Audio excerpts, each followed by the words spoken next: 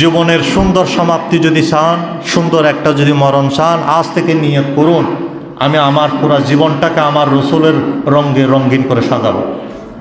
তাহলে আপনার যেই দিন হায়াত শেষ হবে সেই দিন হাসতে হাসতে কালিমা পড়ে পড়ে দুনিয়া থেকে বিদায় নিতে পারবে। আর যদি কালিমা নসিব হয়ে যায় তাহলে আপনার কপাল, আপনি ধন্য, আপনি সুখময় জান্নাতের অধিবাসী হয়ে গেলেন। ফজরের নামাজ, এরপর আমার নবী ওযু করার পরে কি করতেন? ফজরের জন্য প্রস্তুতি নিতেন, ফজরের নামাজের জন্য প্রস্তুতি নিতেন।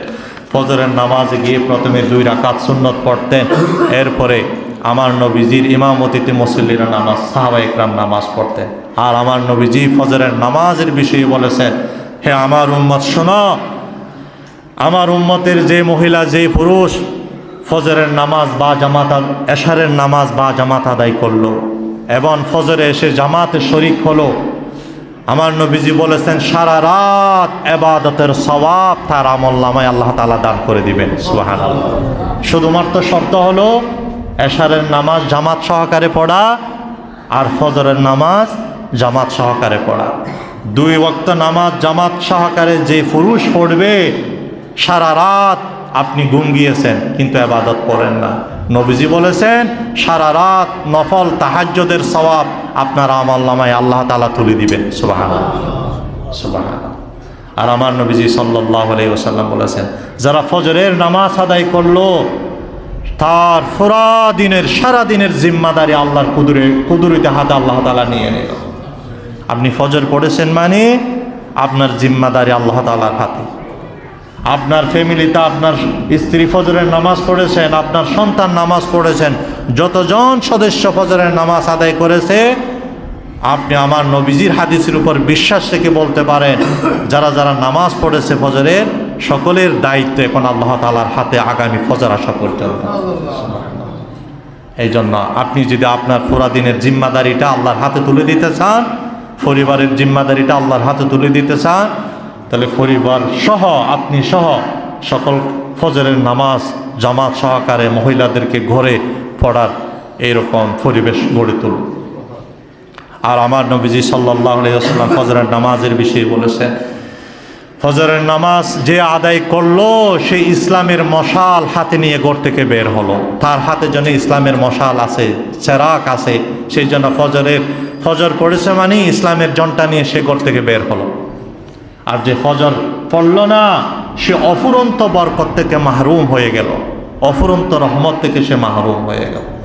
তাহলে আমার নবীজির লাইফ স্টাইল, উঠতেন আমার নবীজি হাজত মোবারক ছাড়তেন, এরপরে ওযু করতেন, এরপরে আমার নবীজি মসজিদে চলে আসতেন। চলে আসার পরে আমার নবীজির সাথে সাথে জিকির আজকার করার পরে এরপরে কোরআন শরীফ তেলাওয়াত করতেন, কোরআন শরীফ তেলাওয়াত করতেন, সূর্য উদয় হওয়া পর্যন্ত কোরআন শরীফ তেলাওয়াত করতেন। এই জন্য আমাদের উচিত, আপনি যদি সুন্দর মরণ চান, জীবনের সুন্দর সমাপ্তি চান, তাহলে ফজরের নামাজের পরে আপনি যেখানেই থাকুন, মুসলমান হিসেবে আপনাকে ফজরের নামাজ অবশ্যই পড়তে হবে। পড়ার পরে 10 মিনিটের জন্য, 15 মিনিটের জন্য, 20 মিনিটের জন্য আপনি আল্লাহর কোরআনটা হাতে নেবেন, যা জানেন যা পারেন সেখান থেকে আপনি তেলাওয়াত করবেন। আর কোনো মুসলমান কোরআন তেলাওয়াত ছাড়া যেন সকাল না করে, কোরআন তেলাওয়াত ছাড়া যেন সকাল না করে, কোনো মুসলমান বিকাল যেন কোরআন তেলাওয়াত ছাড়া না করে। মুসলমানের সকাল হবে কোরআন তেলাওয়াতের মাধ্যমে, মুসলমানের বিকাল হবে কোরআন তেলাওয়াতের মাধ্যমে।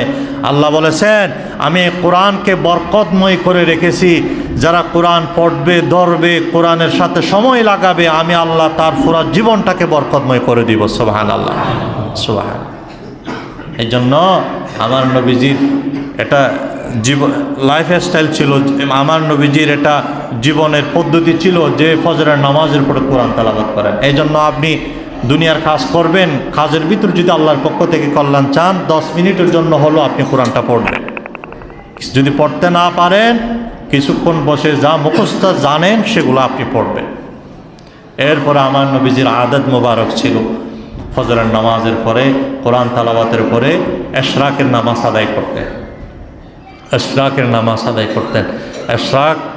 ইশরাকের নামাজ 2 রাকাত করে 4 রাকাত নামাজ পড়তেন। নবীজি সাল্লাল্লাহু আলাইহি ওয়াসাল্লাম বলেছেন, আল্লাহ তাআলা একটা মানুষের শরীরে 360টা জোড়া দিয়েছেন। একটা মানুষের দেহের ভিতর আল্লাহ তাআলা 360টা জোড়া মানুষের ভিতর আল্লাহ ফিট করে দিয়েছে। একটা মানুষ যখন সকাল থেকে ঘুম থেকে উঠে 360টা জোড়ার উপর কাফারা ওয়াজিব হয়ে যায়, সদকা করা ওয়াজিব হয়ে যায়। তা আমার নবীজি বলেছেন, আমার উম্মত যখন সকালে উঠে সুবহানাল্লাহ বলে 360টা জোড়া থেকে একটা জোড়ার কাফারা আদায় হয়ে যায়। যখন আলহামদুলিল্লাহ বলে আরেকটা জোড়ার কাফারা আদায় হয়ে যায়। যখন আরেকটা ভালো আমল করে, যতটা ভালো আমল করবে প্রতিটি ভালো আমলের বিনিময়ে বিনিময়ে এক একটা জোড়ার কাফারা আদায় হয়ে যায়। আর আমার নবীজি বলেছেন, যারা ইশরাকের 2 রাকাত নামাজ আদায় করবে, এক লগে 2 রাকাত নামাজ 360টা জোড়ার কাফারা আদায় হয়ে যাবে। সুবহানাল্লাহ, সুবহানাল্লাহ। আর মজার বিষয় হলো এখানে নবীজি বলেছেন, যারা ইশরাকের নামাজ পড়বে তার আমলনামায় একটি পূর্ণ হজ, একটি পূর্ণ উমরার সওয়াব আল্লাহ তাআলা তার আমলনামায় আল্লাহ তাআলা তুলে দেবে। আপনি যদি চান আপনার আমলনামায় একটা হজের সওয়াব আপনি চান, উমরার সওয়াব যদি চান, তাহলে ইশরাকের নামাজটা আপনি পড়ুন। প্রতিদিন না পারলেও সপ্তাহে 2 দিন পড়ার জন্য চেষ্টা করুন। আপনি আপনার সুবিধা মতে সপ্তাহে 2-4 দিন যেন ইশরাকের নামাজ হয়, এরকম একটা আপনি রুল করে ফেলেন।